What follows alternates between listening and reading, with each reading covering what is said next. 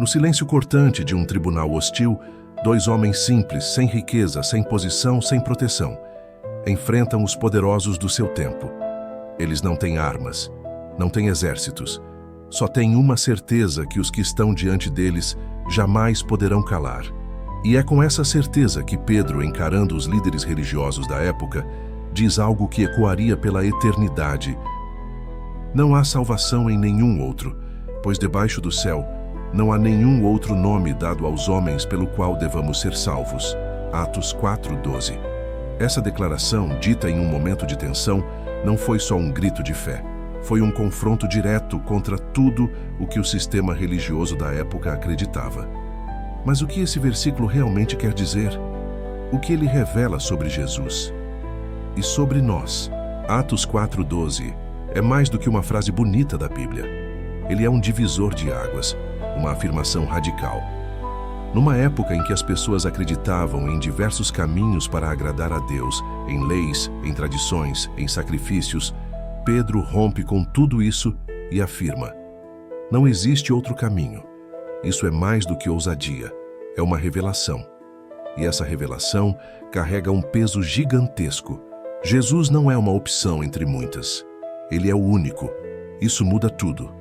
Porque se só há um caminho para a salvação, então todas as outras alternativas, por mais boas que pareçam, estão erradas. Isso significa que nenhuma religião, nenhuma filosofia, nenhuma prática espiritual, por melhor que seja, tem o poder de salvar. Não se trata de mérito, de esforço ou de boa intenção. Se não for por Jesus, não há salvação. Essa é uma das afirmações mais fortes e exclusivas do cristianismo. E por isso mesmo, é também uma das mais difíceis de aceitar. Mas vamos voltar um pouco. Por que Pedro disse isso? O contexto é poderoso. No capítulo anterior, Atos 3, ele e João curam um homem paralítico na porta do templo. O milagre chama tanta atenção que os líderes religiosos, ao invés de se alegrarem, ficam indignados. Por quê? Porque esse milagre foi feito em nome de Jesus, e isso era inaceitável para eles. Então os apóstolos são presos e levados para serem interrogados. E é nesse momento, diante dos líderes mais influentes de Israel, que Pedro fala com ousadia. Ele não se defende, ele não recua, ele prega. Cheio do Espírito Santo, ele diz: vocês rejeitaram Jesus, mas foi através do nome dele que esse homem foi curado. E mais, é somente por esse nome que alguém pode ser salvo. Pedro estava dizendo de forma direta que tudo o que eles acreditavam até ali não era suficiente, não era eficaz, não podia salvar. Agora, pensa no impacto disso. É como se alguém hoje fosse até um congresso de líderes mundiais e dissesse: todos os sistemas falharam, só existe um caminho, e esse caminho é Jesus. Isso não seria só polêmico, seria perigoso. Foi exatamente isso que aconteceu com os apóstolos. Eles estavam colocando a própria vida em risco ao proclamar essa verdade. Mas por que estavam tão certos? Porque eles tinham visto com os próprios olhos. Eles viram Jesus morrer e viram Jesus ressuscitar. Isso não era teoria para eles, era testemunho, era experiência. E por isso eles não podiam se calar. Mas Atos 4:12 também traz um chamado pessoal. Note a expressão: pelo qual devamos ser salvos. Isso não é uma sugestão, é uma necessidade. Não é algo opcional, é algo essencial.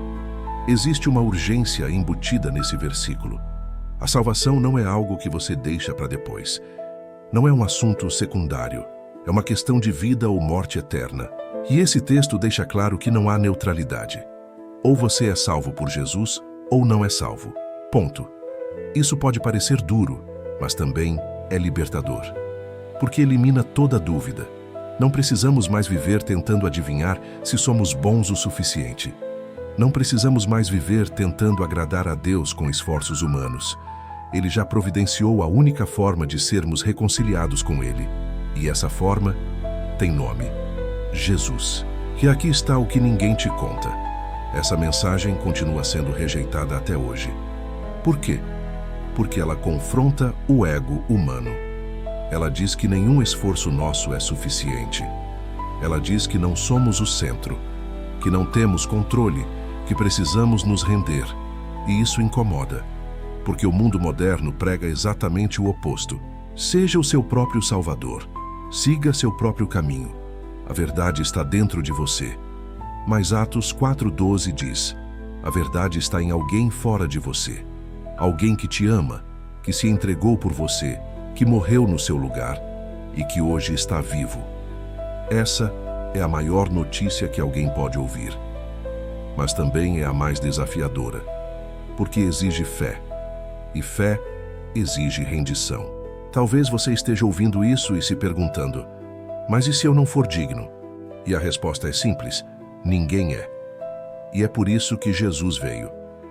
Ele não veio para chamar os justos, mas os pecadores.